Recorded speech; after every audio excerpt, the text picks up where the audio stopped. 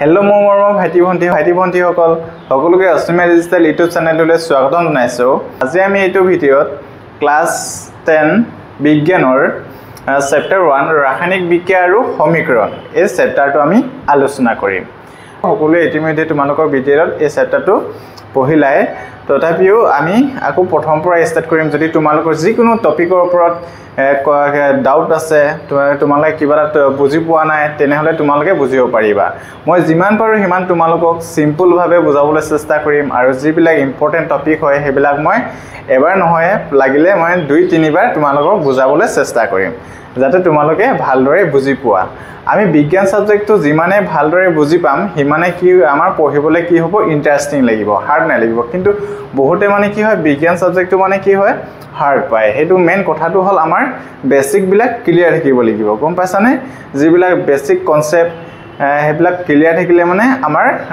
Basic concept clear থাকিব লাগিব, আৰু লগতে আমি বুজি পাব লাগিব বস্তুটো। বুজি পালে আমাৰ একেবাৰে সহজ লাগিব বিজ্ঞান। বাকী যেনেদৰে ছ'চিয়েল চায়েন্স, আছামিজ, বাকী ছাবজেক্টবিলাকে যেনেদৰে আমি কুৱেশ্যন আনচাৰবিলাক পঢ়িব লাগে, তেনেদৰে আমাক পঢ়াৰ কোনো প্ৰয়োজনে নাই। বিজ্ঞানৰ কিমান প্ৰায় হায়েষ্ট নাম্বাৰ কিমান থাকে, 2-3 তেনেদৰে থাকে, হয় নাই? আমাৰ মাৰ্কছ আমি যদি কনচেপ্টবিলাক যদি বুজি ল'ব পাৰোঁ, তেতিয়া আমি একেবাৰে বাকী ছাবজেক্টবিলাকতো বহুত সহজ লাগিব। যেতিয়া তোমালোকে বুজি কেনে পঢ়িবলৈ পঢ়িবা, তেতিয়া বিজ্ঞান ছাবজেক্টটো একেবাৰে সহজ পাবা, গম পাইছানে? আহাচোন আমি আজি চেপ্টাৰটো আৰম্ভ কৰোঁ। কি হয় চেপ্টাৰটোৰ নাম? ৰাসায়নিক বিক্ৰিয়া আৰু সমীকৰণ, হয়নে নহয়? ৰাসায়নিক বিক্ৰিয়া আৰু সমীকৰণ। এতিয়া চেপ্টাৰটোৰ নাম যিহেতু ৰাসায়নিক বিক্ৰিয়া আৰু সমীকৰণ বুলি কৈছে, তেতিয়াহ'লে মানে আমাৰ কুৱেশ্যন আহে যে ৰাসায়নিক বিক্ৰিয়ানো কি আৰু ৰাসায়নিক সমীকৰণনো কি, হয়নে নহয়? যিহেতু আমাৰ চেপ্টাৰটোৰ নাম কি হয়, ৰাসায়নিক বিক্ৰিয়া আৰু সমীকৰণ, আমাৰ প্ৰথম মনলৈ কি কুৱেশ্যন আহিব, ৰাসায়নিক বিক্ৰিয়ানো কি হয় আৰু ৰাসায়নিক সমীকৰণনো কি হয়। এতিয়া চোৱাচোন, ৰাসায়নিক বিক্ৰিয়ানো কি হয়? যেতিয়া দুটা বা ততোধিক পদাৰ্থই ৰাসায়নিকভাৱে মিলিত হৈ ভিন্ন ভৌতিক তথা ৰাসায়নিক ধৰ্ম বিশিষ্ট নতুন পদাৰ্থৰ সৃষ্টি কৰা প্ৰক্ৰিয়াক ৰাসায়নিক বিক্ৰিয়া বোলে। যেতিয়া দুটা বা ততোধিক পদাৰ্থ কি হ'ব, ৰাসায়নিকভাৱে মিলিত হৈ এটা নতুন পদাৰ্থ সৃষ্টি কৰিব, তেতিয়া তাক কি বুলি কোৱা হয় বুলি কৈছে, ৰাসায়নিক বিক্ৰিয়া। বুজি পাইছানে? এতিয়া চোৱা, আৰু নেক্সট কি আহিলে, ৰাসায়নিক সমীকৰণ। ৰাসায়নিক সমীকৰণ কি হয়? ৰাসায়নিক বিক্ৰিয়া এটাত থকা মৌলবোৰ আৰু সিহঁতৰ ভৌতিক অৱস্থা সংকেতৰ দ্বাৰা উপস্থাপন কৰাই হৈছে ৰাসায়নিক সমীকৰণ। ইয়াৰ ফলত সমীকৰণবোৰ অধিক সংক্ষিপ্ত আৰু সৰল হৈ পৰে। যেনে ইয়াত চোৱা, এতিয়া ৰাসায়নিক বিক্ৰিয়া কি হয়, যেতিয়া দুটা বা ততোধিক পদাৰ্থ ৰাসায়নিকভাৱে মিলিত হৈ এটা নতুন পদাৰ্থ উৎপন্ন কৰিব, হয়নে নহয়? ছাপ'জ আমি ইয়াত ধৰিছোঁ হাইড্ৰজেন আৰু অক্সিজেন। সিহঁতে যেতিয়া ৰাসায়নিকভাৱে মিলিত হৈ কি উৎপন্ন কৰে, পানী উৎপন্ন কৰে। যেতিয়া হাইড্ৰজেন আৰু অক্সিজেন একেলগে গঠিত হ'ব, তেতিয়া কি উৎপন্ন হ'ব, পানী উৎপন্ন হ'ব, হয়নে নহয়? এতিয়া চোৱা, এইটো হৈ গ'ল এটা ৰাসায়নিক সমীকৰণ, হয়নে নহয়? ৰাসায়নিক মানে ৰাসায়নিক বিক্ৰিয়া, হাইড্ৰজেন আৰু অক্সিজেন লগ লাগিছে আৰু কি গঠন হৈছে, পানী গঠন হৈছে। যেতিয়া দুটা বা, এইটো আমি পঢ়িছোঁ, দুটা বা ততোধিক পদাৰ্থ ৰাসায়নিকভাৱে মিলিত হৈ এটা নতুন পদাৰ্থ উৎপন্ন কৰিলে কি হ'ব, সেইটো আমাৰ ৰাসায়নিক বিক্ৰিয়া, হয়নে নহয়? এতিয়া চোৱা, ৰাসায়নিক সমীকৰণ কি হ'ল, ৰাসায়নিক বিক্ৰিয়াত থকা এইটো ৰাসায়নিক বিক্ৰিয়াত ইয়াত থকা মৌলবোৰক কি হয়, সংকেতৰ দ্বাৰা উপস্থাপন কৰাই হৈছে ৰাসায়নিক সমীকৰণ। মানে কি হয়, এইটো আমি হাইড্ৰজেন আৰু অক্সিজেন ইকুৱেল টু কি হয়, এই দুটা লগ লাগিছে, হয় নাই? ৰাসায়নিক বিক্ৰিয়া ঘটিছে, বিক্ৰিয়া ঘটি মেলি কি হৈছে, পানী উৎপন্ন হৈছে। এতিয়া আমি চোৱা, এনেদৰে হাইড্ৰজেন আৰু অক্সিজেন এনেদৰে লিখি থাকিবলৈ হ'লে মানে আমাৰ যথেষ্টখিনি কিহৰ প্ৰয়োজন, সময়ৰ প্ৰয়োজন, হয়নে নহয়? গতিকে আমি কি কৰিম, ৰাসায়নিক সমীকৰণে কি সহায় কৰে, এইবিলাক আমি সংকেতৰ দ্বাৰা উপস্থাপন কৰিম। সংকেতৰ দ্বাৰা উপস্থাপন কৰি মেলি আমি ৰাসায়নিক যিবিলাক বিক্ৰিয়া ঘটে বা সমীকৰণবিলাক অতি সহজে লিখিব। ৰাসায়নিক বিক্ৰিয়াবিলাক মানে আমি অতি সহজে মানে শ্বৰ্ট ফৰ্মত লিখিব পাৰিম। সেইটোকে মানে কি হয়, সেইটোকে কি কোৱা হয়, ৰাসায়নিক সমীকৰণ, হয়নে নহয়? এতিয়া চোৱা, ৰাসায়নিক সমীকৰণ, এতিয়া চোৱাচোন, হাইড্ৰজেন আৰু অক্সিজেন আছে, ইকুৱেল টু কিমান আছে, পানী। এতিয়া হাইড্ৰজেনটোক আমি প্ৰকাশ কৰোঁ H2, আৰু অক্সিজেনটোক কিহে প্ৰকাশ কৰোঁ, আমি সংকেতৰ দ্বাৰা উপস্থাপন কৰোঁ 2ৰে, গম পাইছানে?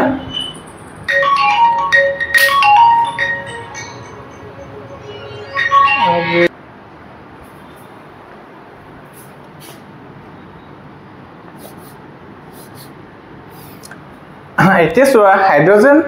প্লাস অক্সিজেন ইকুৱেল টু কিমান হৈছে পানী হৈছে এতিয়া চোৱা এইটোক আমি ৰাসায়নিক সমীকৰণনো কেনেদৰে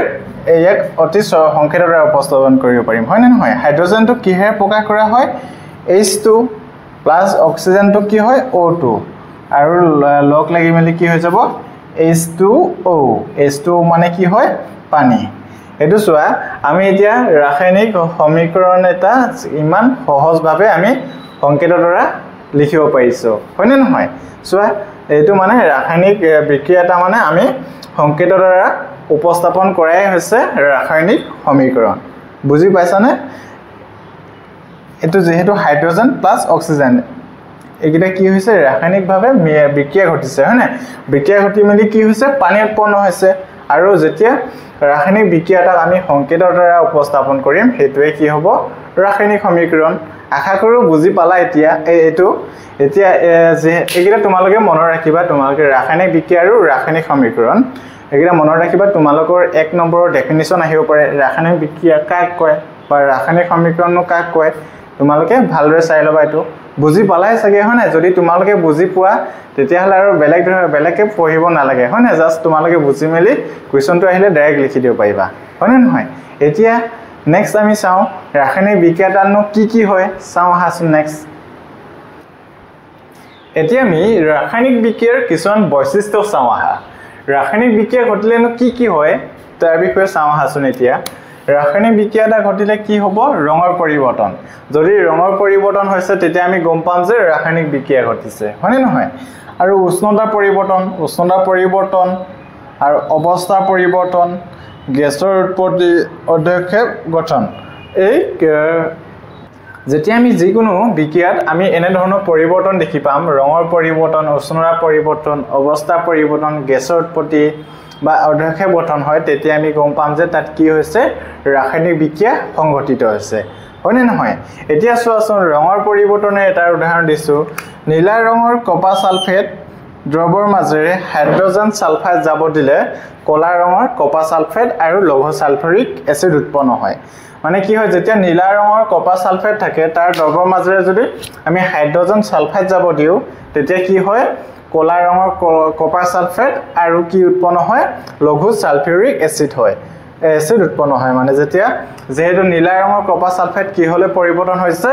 এটো কলা ৰঙলে হয়নে নহয় গতিকে ইয়াত কি সংঘটিত হৈছে ৰাসায়নিক বিক্ৰিয়া সংঘটিত হৈছে আমি গম পালো যে যেতিয়া ৰঙৰ পৰিৱৰ্তন হ'ব তেতিয়া কি হ'ব আমাৰ ৰাসায়নিক বিক্ৰিয়া সংঘটিত হ'ব হয়নে নহয় আৰু ইফালে কি আছে উষ্ণতা পৰিৱৰ্তন চোৱা মিথেন প্ৰাকৃতিক গ্যাস মানে মিথেনক প্ৰাকৃতিক গ্যাস বুলিও কোৱা হয় মিথেনক যদি অক্সিজেনৰ পৰিৱেশত জ্বলালে কাৰ্বন ডাই অক্সাইড উৎপন্ন হয় আৰু ভাপৰ ৰূপত তাপ উৎপন্ন হয় বুলি কৈছে যেতিয়া আমি মিথেনক অক্সিজেনৰ পৰিৱেশত জ্বলাও তেতিয়া কি উৎপন্ন হৈ গৈছে কাৰ্বন ডাই অক্সাইড উৎপন্ন হয় আৰু ভাপৰ ৰূপত কি উৎপন্ন হয় তাপ উৎপন্ন হয় যেহেতু ইয়াত তাপ উৎপন্ন হৈছে গতিকে উষ্ণতা পৰিৱৰ্তন হৈছে হয়নে নহয় গতিকে ইউ এটা কি হয় ৰাসায়নিক বিক্ৰিয়া হয় হয়নে নহয় এতিয়া চোৱা নেক্সট অৱস্থা পৰিৱৰ্তন আৰু অৱস্থা পৰিৱৰ্তন হলে এটা চোৱা তৰল অৱস্থাৰ পৰা গেছীয় অৱস্থালৈ পৰিৱৰ্তন তৰল অৱস্থাৰ পৰা কি হলে পৰিৱৰ্তন হৈছে গেছীয় অৱস্থালৈ পানীত বিদ্যুৎ বিশ্লেষণ কৰিলে মানে হাইড্ৰোজেন আৰু অক্সিজেন উৎপন্ন হয় এতিয়া আমি যদি পানীত যদি আমি বিদ্যুৎ যদি প্ৰয়োগ কৰি দিও তেতিয়া কি উৎপন্ন হয় হাইড্ৰোজেন আৰু অক্সিজেন উৎপন্ন হয় মানে কি হলে পৰিৱৰ্তন হৈছে পানীৰ পৰা গেছৰ অৱস্থালৈ পৰিৱৰ্তন হৈছে হয় না গেছীয় অৱস্থালৈ আশা কৰো সকলোৱে এইকিটা বুজি পালা ৰঙৰ পৰিৱৰ্তন উষ্ণতা পৰিৱৰ্তন আৰু অৱস্থা পৰিৱৰ্তন হয় না নহয় তাৰ বিষয়ে কেইটামান উদাহৰণ তোমালোকক দেখুৱালো আৰু এইবিলাক তোমালোকে মনত ৰাখিবা ৰাসায়নিক কি সংঘটিত হয় না নহয় তোমালোকক উদাহৰণৰ সৈতে দিছো তোমালোকে এতিয়া কলে কৰিলো আমি অৱস্থা পৰিৱৰ্তন আৰু গেছৰ উৎপত্তি আৰু অধ্যক্ষেপ গঠন একিটা আমি গেছৰ উৎপত্তিটো মই যেতিয়া তোমালোকক এটা উদাহৰণ দিম কিন্তু অধ্যক্ষেপটো আমি যেটো অধ্যক্ষেপ গঠন আছে এটো আমি আগত গৈ মেলি আৰু বিতংভাৱে ইয়াৰ বিষয়ে আলোচনা কৰিম গম পাইছানে এইবিলাক একিটা লিখি লোৱা তোমালোকে আমি তাৰ পিছত গেছৰ উৎপত্তি এটা উদাহৰণ লমচোন হয় না নহয় এতিয়া গেছৰ উৎপত্তি এটা উদাহৰণ দিছো চোৱা মেগনেছিয়ামে সালফিউৰিক এসিডৰ সৈতে বিক্ৰিয়া সংঘটিত কৰিলে কি মেগনেছিয়াম সালফেট আৰু হাইড্ৰোজেন গেছ উৎপন্ন হয় বুলি কৈছে যেতিয়া মেগনেছিয়ামে সালফাৰিক এসিডৰ সৈতে বিক্ৰিয়া সংঘটিত কৰিব তেতিয়া কি উৎপন্ন হয় মেগনেছিয়াম সালফেট আৰু হাইড্ৰোজেন গেছ উৎপন্ন হয় যেহেতু গেছ যেতিয়া উৎপন্ন হ'ব তেতিয়া আমি গম পাম যে কি হৈছে তাত ৰাসায়নিক বিক্ৰিয়া সংঘটিত হৈছে আমি যেহেতু আমি চাৰিটা ৰঙৰ পৰিৱৰ্তন উষ্ণতা পৰিৱৰ্তন অৱস্থা পৰিৱৰ্তন আৰু গেছৰ উৎপত্তি গুটেকেটাৰে কি কৰিলো এটা উদাহৰণ দিলো কিন্তু যেটো আমাৰ অধ্যক্ষেপ গঠন আছে এটো আমি আগত গৈ মিলি আৰু বিতংভাৱে আলোচনা কৰিম তেতিয়া তোমালোকক এটো বুজাই দিম বুজি পাছানে এতিয়া আমি নেক্সট টপিকলৈ আহো এতিয়া আমি ৰাসায়নিক সমীকৰণনো কেনেদৰে লিখে তাৰ বিষয়ে আলোচনা কৰিম আহাচোন আমি চাও মেগনেছিয়াম ফিটা এডাল অক্সিজেনত জ্বলালে মেগনেছিয়াম অক্সাইডলৈ পৰিৱৰ্তন হয় যেতিয়া মেগনেছিয়াম ফিটাডাল আমি কিহত জ্বলাও অক্সিজেনত জ্বলাও তেতিয়া কিহলৈ পৰিৱৰ্তিত হয় বুলি কৈছে অক্সিজেন মেগনেছিয়াম অক্সাইডলৈ পৰিৱৰ্তন হয় হয়নে নহয় বাক্যৰ ৰূপৰ ৰাসায়নিক বিক্ৰিয়াটা এই বৰ্ণনা যথেষ্ট দীঘল ইয়াক সংক্ষিপ্ত ৰূপত লিখিব পাৰি আমি যেতিয়া বাক্যৰ ৰূপত লিখো ৰাসায়নিক বিক্ৰিয়াটা বৰ্ণনা কৰিবলৈ যথেষ্ট দীঘল হৈ যায় আৰু ইয়াক আমি কি কৰো সংক্ষিপ্ত ৰূপত লিখিব পাৰো আৰু সংক্ষিপ্ত ৰূপটো কি আছিল আমি যেতিয়া আমি সংক্ষিপ্ত ৰূপত লিখো তাক তেতিয়া আমি কি কৈছিলো ৰাসায়নিক সমীকৰণ হয়নে নহয় এতিয়া চোৱা মেগনেছিয়াম প্লাস অক্সিজেন মানে যিকিটা মেগনেছিয়াম আৰু অক্সিজেন একিটা কি হৈছে বিক্ৰিয়া ঘটিছে হয়নে নহয় আৰু বিক্ৰিয়া ঘটি মেলি কি উৎপন্ন হৈছে মেগনেছিয়াম অক্সাইড আৰু যেতিয়া যিকিটা মেগনেছিয়াম আৰু অক্সিজেন একিটা কি হয় যেহেতু বিক্ৰিয়া ঘটিছে হিহঁতক কি বুলি কোৱা হ'ব বিক্ৰিয়ক আৰু যেতিয়া যিকিটা মেগনেছিয়াম আৰু অক্সিজেন বিক্ৰিয়া ঘটাৰ পিছত কি উৎপন্ন হৈছে মেগনেছিয়াম অক্সাইড তাৰ পিছত যেটো উৎপন্ন হ'ব তাক কি বুলি কোৱা হয় বিক্ৰিয়াজাত পদাৰ্থ যেতিয়া ৰাসায়নিক বিক্ৰিয়াটা যিকিটা পদাৰ্থ হয় মানে কি হয় বিক্ৰিয়া ঘটিব হেকিটা কি বুলি কোৱা হয় বিক্ৰিয়ক আৰু বিক্ৰিয়া ঘটাৰ পিছত যেটো নতুন পদাৰ্থ উৎপন্ন হ'ব হেতু কি বুলি কোৱা হয় বিক্ৰিয়াজাত পদাৰ্থ আশা কৰো সকলোৱে বুজি পালা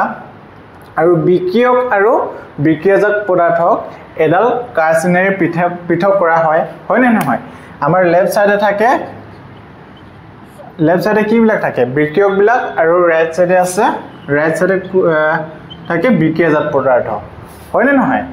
যেতিয়া আমাৰ কাৰ্চিনৰ লেফট সাইডে থাকিলে মানে লেফট সাইডে কি থাকিব আমাৰ বিক্ৰিয়ক বিলাক থাকিব আৰু কাৰ্চিনৰ ৰাইট সাইডে থাকিব আমাৰ বিক্ৰিয়াজাত পদাৰ্থ এতিয়া আমি কি হয় যেহেতু এটো আমি magnesium plus oxygen equal to magnesium oxide এটো আমি আখৰে লিখিছো যথেষ্ট দীঘল হৈ গৈছে হয়নে নহয় আৰু আমি সংক্ষিপ্ত ৰূপত লিখাটো আছে ৰাসায়নিক কি হয় সমীকৰণ মেগনেছিয়ামটোক Mg লিখিলো প্লাস অক্সিজেন O2 হয়নে নহয় ইকুৱেল টু কি হৈ গল MgO মেগনেছিয়াম অক্সাইড উৎপন্ন হৈছে হয়নে নহয় এটো আশা কৰো সকলোৱে একিটা বুজি পালা এতিয়া আমি বিক্ৰিয়ক আৰু বিক্ৰিয়াজাত পদাৰ্থ কাক কয় তোমালোকে ভালদৰে লিখি লোৱাচোন মই ডেফিনিশন কিটা লিখি দিছো ইমান লগে তোমালোকে লিখি লোৱা এতিয়া তোমালোকে ডেফিনিশন কিটা লিখি লবা বিক্ৰিয়ক কাক কয় বিক্ৰিয়ক কাক কয় ৰাসায়নিক বিক্ৰিয়াত অংশগ্ৰহণ কৰা পদাৰ্থ কিটা কি বুলি কোৱা হয় বিক্ৰিয়ক বুলি কোৱা হয় আৰু বিক্ৰিয়াজাত পদাৰ্থ কি হয় ৰাসায়নিক বিক্ৰিয়াটা নতুনকৈ উৎপন্ন হোৱা পদাৰ্থ কি বুলি কোৱা হয় বিক্ৰিয়াজাত পদাৰ্থ হয়নে নহয় আমি ইতিমধ্যে ইয়াৰ বিষয়ে আলোচনা কৰিছিলো হয়নে নহয় এতিয়া বিক্ৰিয়কবোৰ বিক্ৰিয়াজাত পদাৰ্থলৈ হোৱা পৰিৱৰ্তন এডাল কাৰ্চিনেৰে দেখুৱাই বিক্ৰিয়কবোৰ লিখোতে বেলেগ বিক্ৰিয়কৰ মাজত এডালকৈ যোগ চিন দিয়া হয়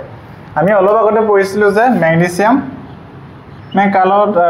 বিক্ৰিয়া ঘটিছিলে অক্সিজেনৰ লগত হয়নে নহয় তেতিয়া কিমান কি উৎপন্ন হৈছিল মেগনেছিয়াম অক্সাইড হয়নে নহয় এতিয়া চোৱা একিটা কি হৈ গল আমাৰ বিক্ৰিয়ক পদাৰ্থ বিক্ৰিয়ক মানে ইয়াত কি কৈছে তোমাক বেলেগ বিক্ৰিয়কৰ মাজত এডালকৈ যোগ চিন দিয়া হয় মেগনেছিয়ামটো বেলেগ আৰু অক্সিজেনটো বেলেগ হেকানে তাৰ মাজত কি চিনটা দিয়া হৈছে যোগ চিন দিয়া হৈছে